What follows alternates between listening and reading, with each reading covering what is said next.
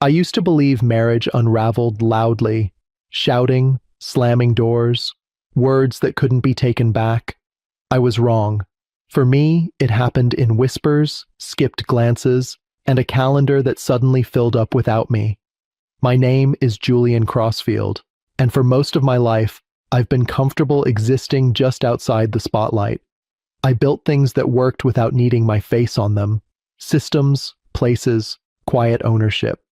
That suited me. I didn't need applause to know my worth. Veronica, my wife, was the opposite. She thrived on recognition, the kind that came with titles, promotions, carefully curated stories told over cocktails.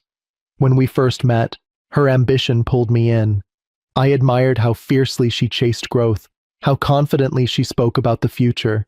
Back then, she talked about our future. Somewhere along the way, that word disappeared. Our mornings became transactional. She woke early, already dressed, phone glowing in her hand before the sun had fully risen. I'd catch fragments of messages reflected in the mirror as she applied makeup, quick smiles, longer pauses, fingers moving faster than necessary. "Busy day?" I'd ask. "Always," she'd reply, already halfway out the door. I ran my mornings differently, coffee black, news unread. I preferred to think before the world started shouting. By the time she left, the house felt like it exhaled, too empty, too clean, like a place staged for someone else's life. At night, she came home later than usual. Some days it was team dinners, other days, client things. She said it casually, like those words explained everything. She'd set her bag down, kick off her heels, and scroll while I talked about my day. She listened just enough to seem polite. Intimacy didn't vanish overnight. It thinned. Touches became brief, distracted. Conversations ended early. When I reached for her in bed, she'd sigh, not annoyed, just absent. Desire didn't disappear. It just stopped including me. The first real crack came on a Thursday. She forgot her tablet on the kitchen counter. I wasn't looking for anything. I never believed in searching for proof because deep down, you already know before you see it. Still, the screen lit up with a message preview as I passed by. Grant. Last night was worth the risk. That was it. No context, no emojis, no attempt at subtlety. My hand froze mid-step. Grant Holloway. I knew the name. She'd mentioned him casually over the past few months. A colleague. Senior role. Brilliant strategist, she'd said once. People listen when he talks. People like her. I didn't open the message.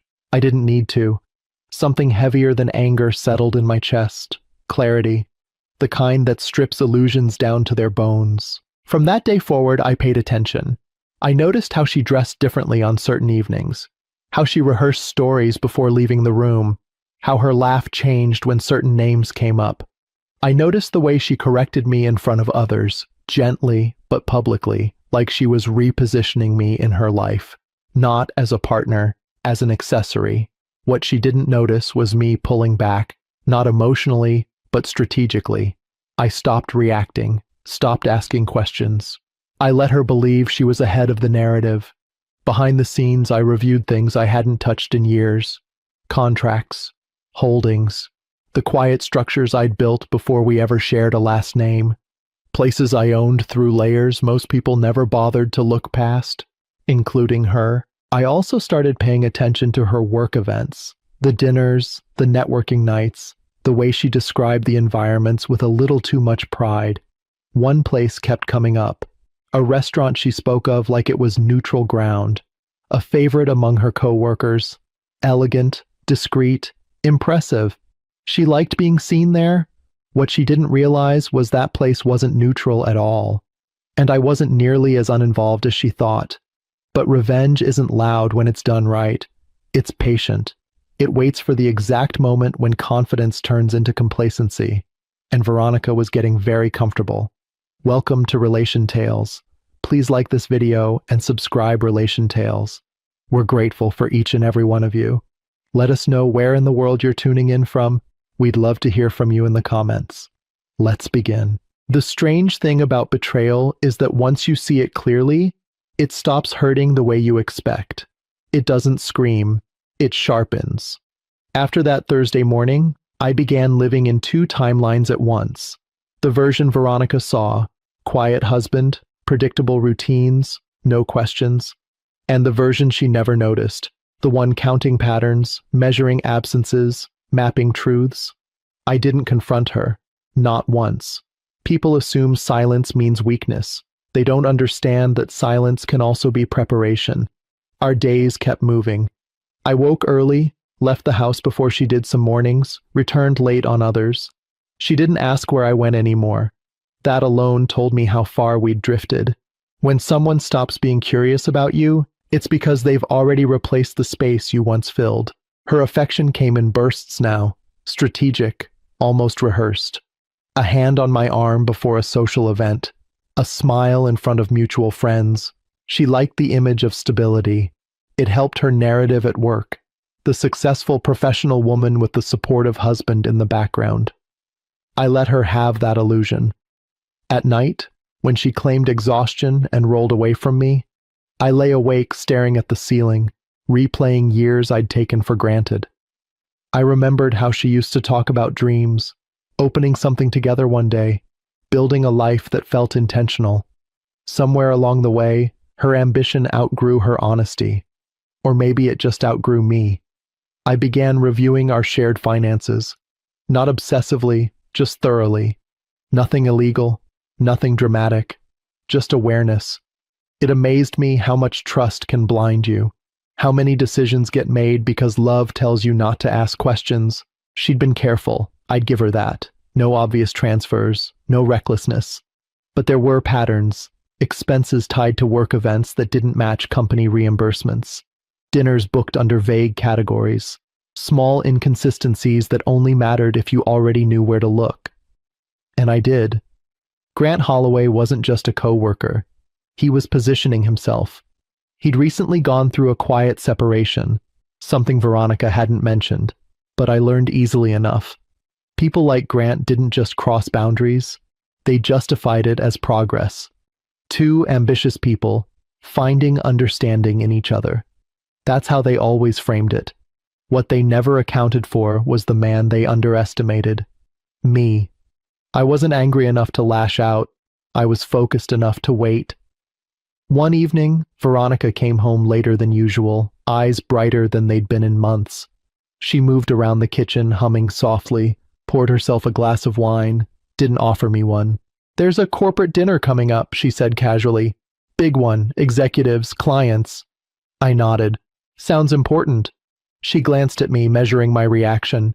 "You could come if you want, just to be there." The phrasing wasn't accidental, not with me, just there. I smiled faintly. "If you think it helps." That night, she slept easier than she had in weeks, curled closer to me, like she'd checked a box. Guilt managed, image preserved. She didn't know that the restaurant she'd chosen, the one she praised endlessly for its privacy and discretion, was a place I hadn't just invested in casually. It was a project I'd resurrected when no one else saw potential. I hadn't attached my name to it publicly. I never did. Power works best when it's underestimated. I paid a visit 2 days later, alone.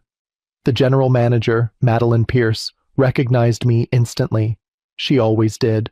Calm, precise, loyal in the way people are when respect is mutual. "Everything running smoothly?" I asked, walking the floor. "Better than expected," she replied.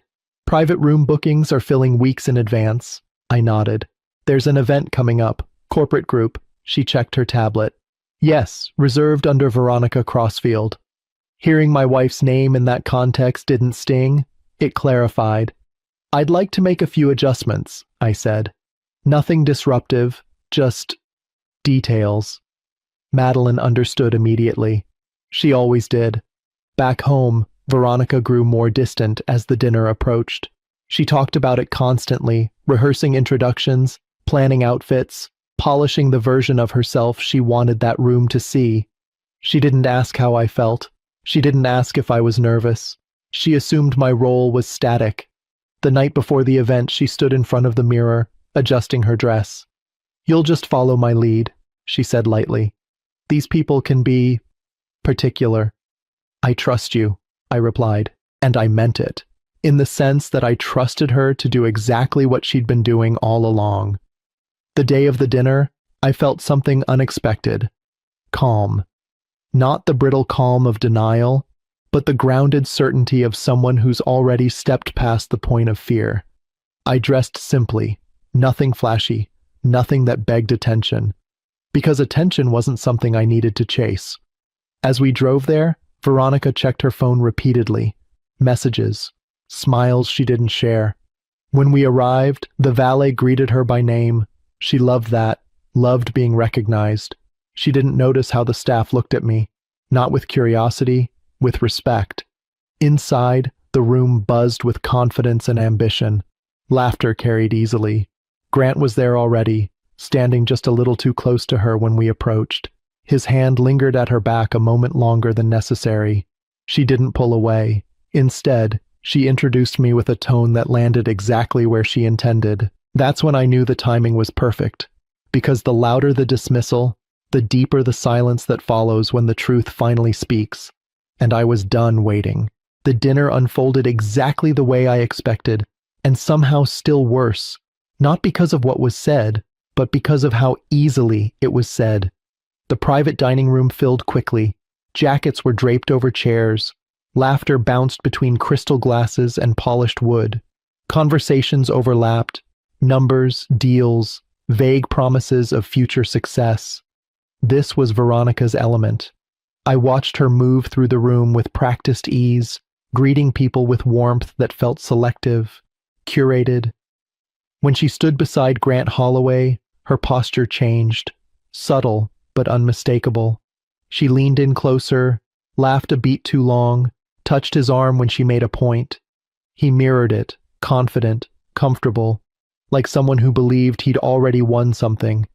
And maybe, in his mind, he had. When the introductions made their way around the table, I felt the shift before it happened. Veronica straightened, smiled, and gestured toward me without meeting my eyes. "This is Julian," she said. "He's flexible. Keeps things steady at home so I can focus on work." The phrasing landed with intent. A few polite nods followed. Someone chuckled.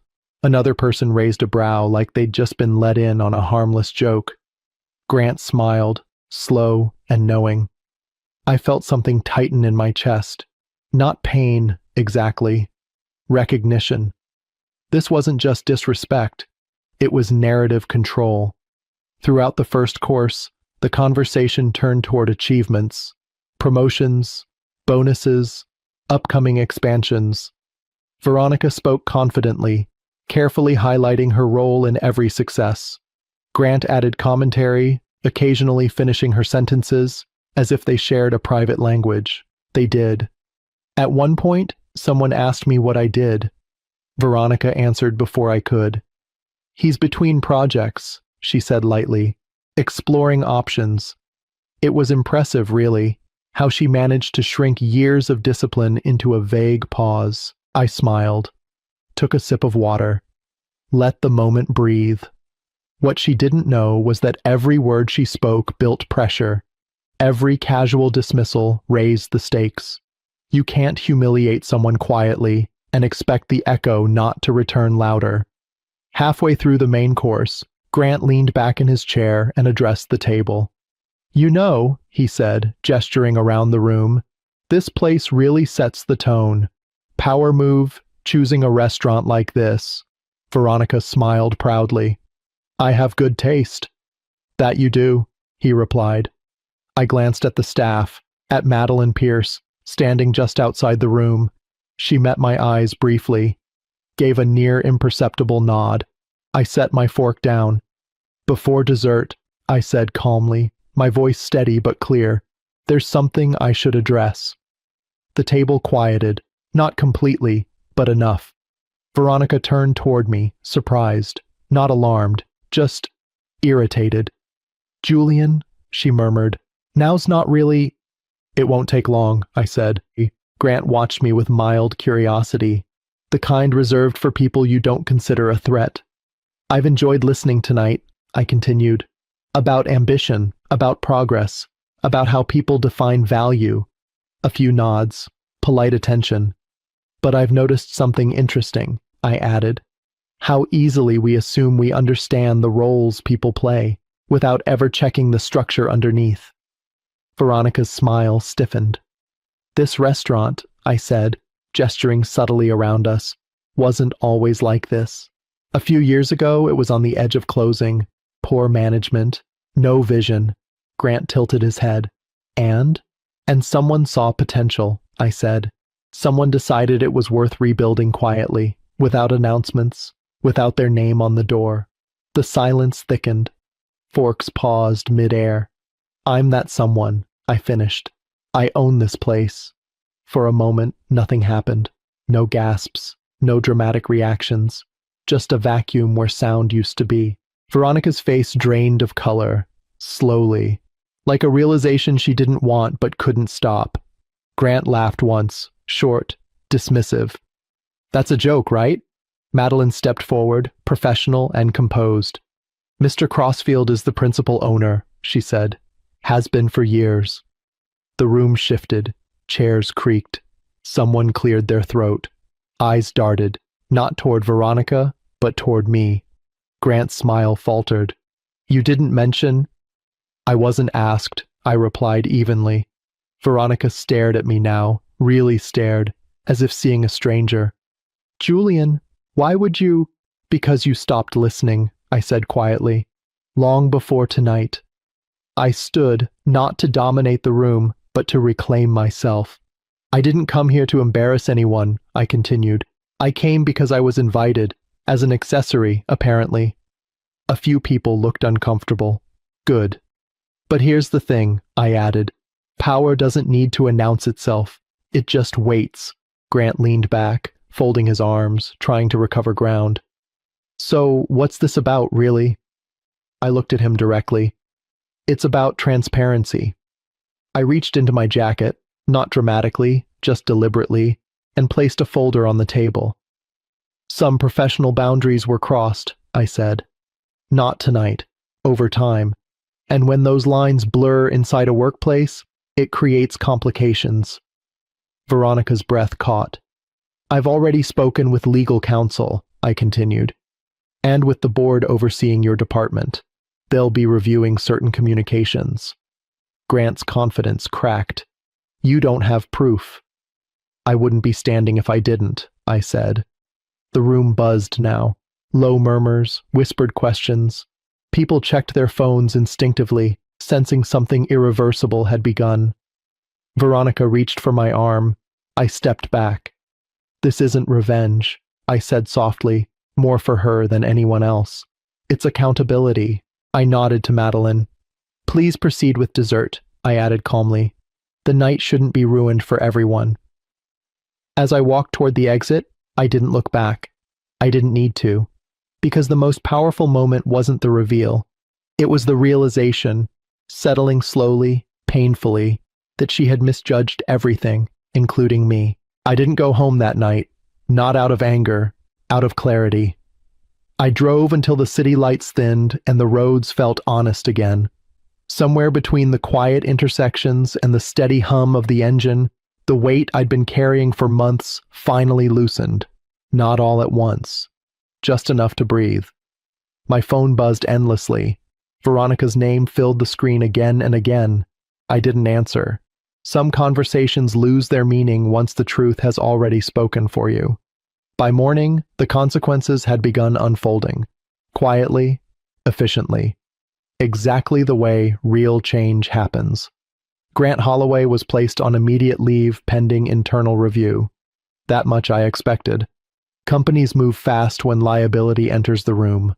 What surprised people, what shocked them, was how much documentation already existed. How long certain lines had been crossed without consequence. I hadn't fabricated anything. I hadn't exaggerated. I'd simply allowed patterns to reveal themselves. Veronica didn't go to work that day. She sat at the kitchen table when I finally returned, eyes red, posture collapsed in a way I'd never seen before. The confidence she wore so easily in public had nowhere to hide now. You planned this, she said quietly. I set my keys down. I prepared for the truth. That's the same thing. No, I replied. Planning requires deception. Preparation requires honesty. She looked up at me then, really looked. Why didn't you say anything? Why didn't you fight for us? I considered that. Not defensively, honestly. I did, I said. I fought by paying attention, by giving you space to choose. You made your decisions without me. I just stopped pretending they didn't affect me. Tears slid down her cheeks, not dramatic, not performative. Real. But regret, I'd learned, doesn't always mean remorse. Sometimes it's just the shock of consequence. I never meant to humiliate you, she whispered. I nodded slowly. Intent doesn't erase impact. There was nothing left to argue, no accusations to throw. The story had already ended. It just took her longer to catch up. We separated quietly. No scenes, no drawn-out battles, just paperwork and distance, and the understanding that some bridges don't burn. They dissolve. In the weeks that followed, my life settled into something steadier than before. I returned to my routines, morning coffee, long walks, work that felt grounded again. I visited the restaurant often, not as a symbol, but as a place I'd built with care. The staff treated me the same as always. Respect wasn't new there. It had never depended on announcements. One evening, Madeline joined me after closing. You handled that night with restraint, she said. Most people wouldn't have. I smiled faintly. Restraint is underrated, she nodded. You taught a room full of people something without raising your voice. That mattered more to me than she knew. Veronica moved on quickly, or at least appeared to. New apartment, new circles, carefully curated independence. I wished her well from a distance, not out of bitterness, out of closure. As for Grant, his name faded. Corporate memory is short when usefulness disappears. And me? I stopped shrinking. Not in a loud way, not in a way that demanded attention. I simply took up the space I'd always earned. I learned that dignity doesn't come from being seen. It comes from knowing who you are when no one's watching. I learned that love without respect is just performance, and that sometimes the strongest revenge isn't destruction. It's revelation. People still ask about that dinner, about the silence, about the moment everything shifted. I tell them this. The silence wasn't beautiful because I owned the room.